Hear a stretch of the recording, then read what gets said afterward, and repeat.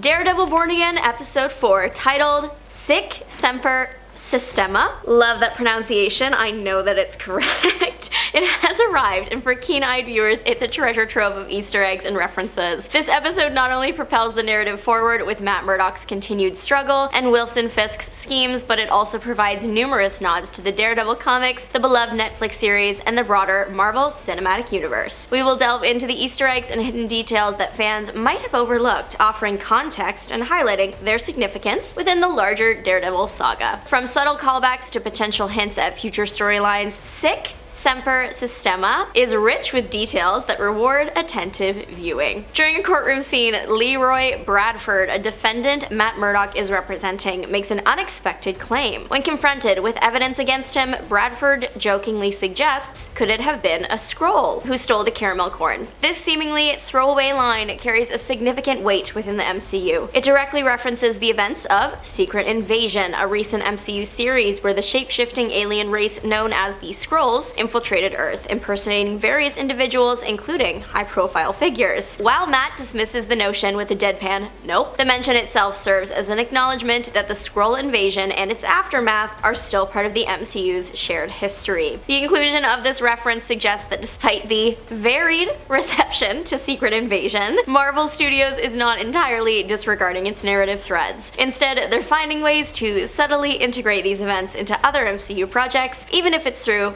a humorous remark. This could indicate a continued awareness of the Skrull presence within the MCU, potentially paving the way for future storylines involving the alien race, or it might simply be a nod to acknowledge the interconnected nature of the universe. The fact that a character like Leroy would even consider the possibility of a Skrull being responsible for a petty crime demonstrates the impact that Secret Invasion had on the public consciousness within the MCU, creating a scenario where such an outlandish excuse is, within this fictional context, plausible. In a scene involving Wilson Fisk's political aide Daniel and reporter BB Urich, a seemingly innocuous comment confirms a piece of pop culture exists within the MCU. After Daniel reveals Fisk's plans for a citywide recycling initiative, BB Urich playfully dubs Fisk's aide Captain Planet. This reference to the classic Hanna-Barbera cartoon Captain Planet and the Planeteers, an environmentally themed show from the 1990s, confirms its place within the MCU's reality. The humor in this line comes from the juxtaposition of the earnest environmentalism of Captain Planet with the potentially self-serving and possibly corrupt nature of Fisk's political agenda. This Easter egg exemplifies the MCU's tendency to incorporate elements of real-world pop culture, which helps to ground the more fantastical aspects of the universe in such a relatable context. These kinds of references can enhance viewer immersion, making the fictional world feel more lived in by including shared cultural touchstones. Interestingly, Don Cheadle, the actor who portrays James Rhodey Rhodes / War Machine in the MCU, once humorously played a live-action version of Captain Planet in a parody sketch for Funny or Die. While likely coincidental, this connection adds a layer of meta-humor for observant fans. During a legal consultation with Leroy Bradford, the defendant makes a pointed joke at Matt Murdock's expense. Bradford quips, "Bring on the blind justice," directly referencing Matt Murdock's blindness. This line plays on the well-known phrase, "justice is blind," which symbolizes the idealized objectivity and impartiality of the law. This phrase is often associated with the iconic imagery of Lady Justice, a blindfolded figure holding scales and a sword, representing fairness and the power of the law. Notably, the statue of Lady Justice is prominently featured in the opening credits of both the original Netflix Daredevil series and the new iteration Daredevil Born Again, creating a subtle reference that connects the two shows. This Easter egg reinforces the central theme of justice that permeates the episode, as highlighted by its title. I'm not going to say it again because we both know my pronunciation is awful, which translates to "thus always the system," often interpreted as a commentary on systemic issues. The reference to the opening credits of the previous series acts as a gentle nod to the show's legacy and its continuation within the MCU, rewarding longtime fans with a familiar visual and thematic link. The episode sees Matt Murdock processing the belongings of his deceased client, Hector Ayala, also known as the vigilante White Tiger. Among these items are Ayala's distinctive White Tiger mask and amulet. Shortly after, Matt meets his niece, Angela de Toro. In the Marvel comics, Angela de Toro inherits the White Tiger mantle from her uncle, Skrull, becoming the second character to hold that title. The introduction of Angela and the visual presence of the mask and amulet strongly suggests that the MCU is laying the groundwork for her to follow a similar path. This setup hints at the potential emergence of a new hero within the MCU's street-level landscape. This development closely mirrors the comic book storyline, indicating a strong adherence to the source material. The introduction of a younger hero like White Tiger could be a subtle move towards building a potential Young Avengers team within the MCU. As the franchise continues to introduce younger characters with heroic potential, the passing of the amulet, a source of superhuman abilities for the White Tiger, is a significant moment that strongly implies Angela's eventual transformation. Adding to the White Tiger's presence in the episode is a new mural created by the villain, Muse. This mural depicts the White Tiger's mask adorned with angel wings and tiger eyes. In the comics, Muse is a serial ending artist known for his disturbing murals, often incorporating themes related to vigilantes. This particular mural appears to serve as a dark and twisted memorial to Hector Ayala, reflecting Muse's unique and macabre artistic sensibilities. The appearance of the mural further establishes Muse's character and his unsettling methods, directly connecting him to the events surrounding White Tiger's end. The mural also underscores the episode's exploration of death and legacy, showcasing the stark contrast between the heroic image of White Tiger and Muse's disturbing tribute. This visual element effectively introduces the audience to Muse's twisted perspective and his fascination with the vigilante world of New York City. The episode concludes with a chilling scene that offers a direct look into the disturbing methods of the new villain, Muse. He is shown in a dilapidated subway station, draining blood from a captive individual. This gruesome act directly mirrors Muse's character from the Marvel comics, where he is depicted as a serial ender who uses the red stuff and sometimes other body parts of his victims to create his grotesque artwork. This scene serves as a horrifying introduction to Muse, establishing him as a significant and uniquely terrifying threat within the MCU. This depiction stays true to Muse's comic book origins, which is likely to resonate with fans familiar with the character. Muse's presence injects a darker, more grounded element of horror into the MCU, particularly within that street-level narrative, offering a contrast to the more fantastical villains that are often encountered. The act of draining is designed to shock and leave a lasting impression, highlighting the disturbing nature of this new antagonist. In a pivotal moment, Matt Murdock is seen assessing a hidden rooftop area in his apartment. Inside, he reveals a collection of Daredevil masks and helmets. The assortment appears to include different iterations of his costume, possibly even the yellow and gold suit from his early comic book appearances, and his recent appearance in She-Hulk Attorney at Law. This visual signifies Matt's internal conflict and his growing consideration of returning to his role as the Daredevil. The presence of multiple masks represents his past identities and the potential for him to embrace his vigilante persona once more, especially in the wake of Foggy's End and the escalating threats in Hell's Kitchen. This scene marks a significant point in Matt's character arc, illustrating his journey towards accepting his role as Daredevil again. The inclusion of various mask designs acts as a visual callback to different phases of Daredevil's history in the comics and previous adaptations, rewarding longtime fans with familiar imagery. The possibility that these masks were designed by Luke Jacobson, the superhero costume designer introduced in She-Hulk, further solidifies the continuity between the Disney Plus series. During a tense confrontation between Matt Murdock and Frank Castle, also known as the Punisher, a significant moment occurs for fans of the Daredevil mythos. The Punisher refers to Benjamin Poindexter, the deadly assassin previously seen in the Netflix Daredevil series as Bullseye. Remarkably, this marks the very first time the iconic codename Bullseye has been spoken within the MCU. Despite the character's introduction several years ago, this is the first instance of his famous name being uttered, making it a noteworthy Easter egg for dedicated viewers. This long-awaited name drop is undoubtedly a fan-pleasing moment, finally bestowing the popular villain with his well-known identity within the MCU canon. It could also hint at a more prominent and comic-accurate portrayal of Bullseye in future storylines, potentially leaning further into his established villainous persona. Interestingly, reports suggest that the Bullseye line was added during the show's creative overhaul, indicating its importance was recognized and implemented later in the production process. Episode 4, it marks the highly anticipated return of Frank Castle, the Punisher, portrayed by Jon Bernthal. His interactions with Matt Murdock are fraught with tension and emotional weight, reminiscent of their complex relationship in the original Netflix series. Notably, Frank addresses Matt as Red multiple times throughout their conversation. This is a direct callback to the Netflix Daredevil series, where Red was a nickname Frank frequently used for Daredevil. This familiar name serves as a clear sign of continuity, confirming that this is the same version of the Punisher that fans remember. The reunion of Daredevil and the Punisher is a significant draw for fans of the Netflix shows, bringing back their compelling and often conflicting dynamic. comic. The consistent use of Red nickname firmly establishes the connection between the previous series and Born Again, reassuring viewers that the established history of these two characters is being acknowledged and built upon. Furthermore, their intense conversation acts as a catalyst for Matt, pushing him to confront his grief over Foggy's death and to seriously consider returning to his vigilante role. The top Easter egg in episode 4 is a powerful combination of a familiar phrase and a significant visual. Wilson Fisk, during a conversation with Vanessa, begins to recount a story from his past with the iconic phrase,